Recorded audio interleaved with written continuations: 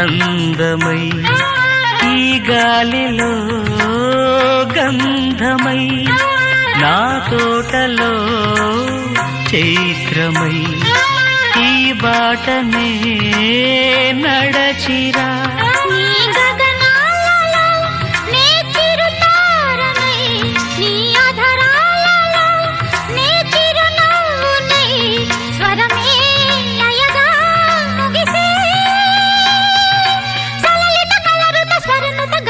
గమకము తెలియకని కీరవాణి చిలకల కలకల పాడలేదు వలపులే తెలుపగా ఇలా రాలిన పువ్వులు వెదజల్లిన తావుల అలికిడి ఎరుగని పిలుపుల అలిగిన మంజుల వాణి కీరవాణి.